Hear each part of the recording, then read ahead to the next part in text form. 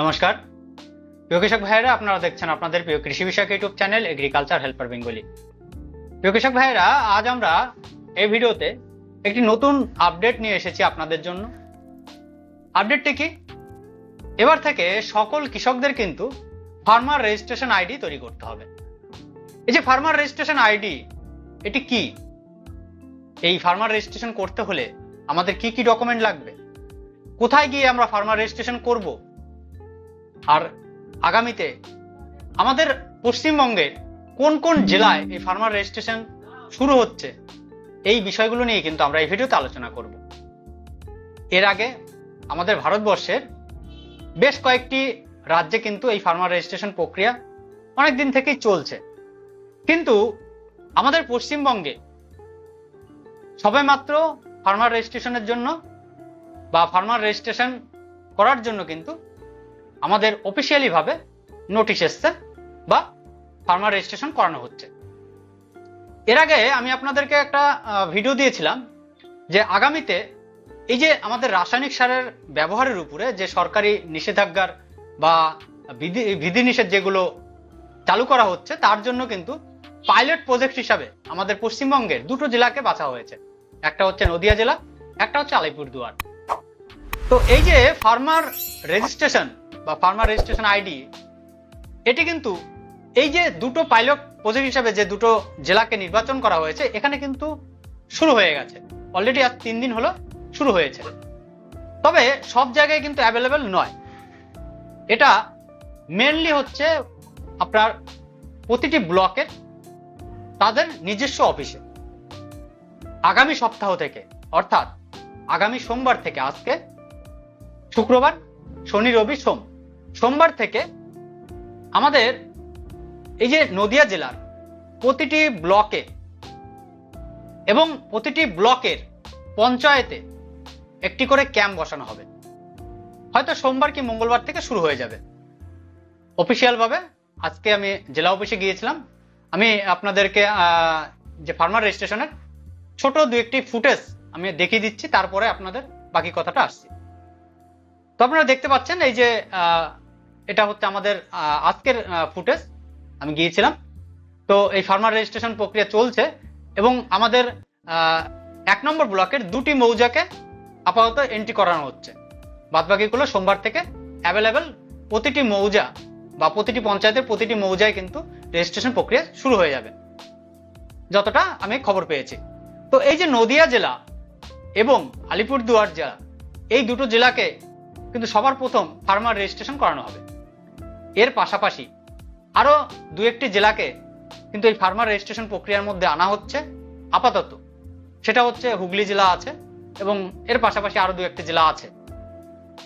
তো বিষয় হলো, এই যে ফার্মার রেজিস্ট্রেশন, এটা আমরা কেন করব বা এটা বাধ্যতামূলক কেন করা হয়েছে? প্রথমত, কৃষকদের এই যে জমি, তাদের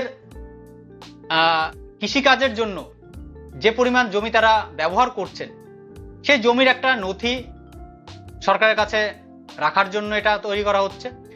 আমরা এর আগে দেখেছি কৃষক বন্ধু বা পিএম কিষাণ, সেখানে কিন্তু সকল কৃষক তার সম্পূর্ণ জমি কিন্তু সেখানে উল্লেখ করেননি, কিন্তু এখানে কিন্তু আপনাকে সম্পূর্ণ জমিটা উল্লেখ করতে হবে। কেন?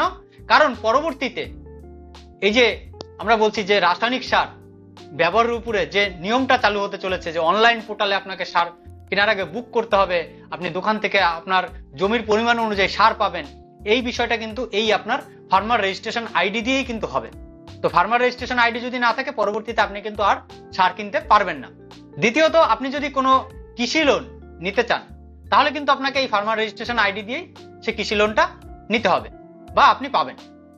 এছাড়া যারা কৃষি মন্ডিতে আমরা অনেকেই আছি, ধান সরকারকে বিক্রি করি, তো তার জন্য প্রতি বছর আমাদের কি করতে হয়? রেজিস্ট্রেশন করতে হয়। কিন্তু আপনি যদি এই ফার্মার রেজিস্ট্রেশন আপনার আইডি থাকে বা আপনি রেজিস্ট্রেশন করিয়ে নেন, তাহলে কিন্তু প্রতি বছর আপনাকে আর কাগজ নিয়ে বারবার রেজিস্ট্রেশন করাতে হবে না। একবার রেজিস্ট্রেশন করলেই কিন্তু আপনার কমপ্লিট। এই যে বিভিন্ন ধরনের সুযোগ সুবিধা বা এছাড়া বিভিন্ন ধরনের কৃষি প্রকল্পের আওতায় আপনাকে আনার জন্য কিন্তু আপনাকে অবশ্যই এই ফার্মার রেজিস্ট্রেশন আইডি বাধ্যতামূলক করা হয়েছে। এবার এই ফার্মার রেজিস্ট্রেশন আইডি করতে কি কি লাগছে, কি কি ডকুমেন্ট আপনার থাকতে হবে? ফার্মার রেজিস্ট্রেশন আইডি এমন কোনো চাপের বিষয় বা আমি বলবো মানে খুব একটা যে গম্ভীর বিষয় এরকম নয়। ফার্মার রেজিস্ট্রেশন আইডির জন্য আপনাকে নিয়ে যেতে হবে সঙ্গে করে আধার কার্ড, অরিজিনাল হোক বা জেরক্স কপি, আর নিতে হবে আপনার রেকর্ড বা আপনার নামে কতটা জমি রেকর্ড হয়েছে সেই রেকর্ডের কপি, এবং আধার কার্ডের সঙ্গে যে মোবাইলটা লিঙ্ক করা আছে সেই মোবাইলটা আপনাকে নিয়ে যেতে হবে ক্যাম্পে বা যেখানে আপনি রেজিস্ট্রেশন করাবেন যেই দপ্তরে। এটা কি করবে, আপনার হচ্ছে এই আধার কার্ডে যে মোবাইল নাম্বার দেওয়া আছে বা মোবাইল লিঙ্ক আছে সেখানে ওটিপি যাবে এবং সেই ওটিপিটা আপনাকে সেখানে বলতে হবে। তাহলে কিন্তু আপনার এই যে পুরো প্রক্রিয়াটা আপনার কিন্তু সম্পূর্ণ হবে। এবার এই যে রেজিস্ট্রেশন যে প্রক্রিয়া, কি কি ডকুমেন্ট লাগবে আমরা বললাম, কোথায় হবে সেটাও বললাম, যে আপনার ব্লক অফিসে এবং তার পাশাপাশি প্রতিটি পঞ্চায়েতে আপনার ক্যাম্প করে দেওয়া হবে, সেখানে আপনারা রেজিস্ট্রেশন করতে পারবেন। এর জন্য কিন্তু কোনো রকম টাকা পয়সা আপনার লাগবে না, একদম সম্পূর্ণ বিনামূল্যে সরকারিভাবে আপনার কিন্তু এই ফার্মার রেজিস্ট্রেশন হয়ে যাবে। তো প্রিয় কৃষক ভাইয়েরা, এই তথ্যটি আপনাদের কাছে কেমন লাগলো অবশ্যই কমেন্ট করে জানাবেন। আর যদি ভালো লাগে তাহলে অবশ্যই ভিডিওটিকে লাইক করবেন, ভিডিওটিকে শেয়ার করবেন, আর কেউ জানার থাকলে অবশ্যই কমেন্ট করে জানাবেন।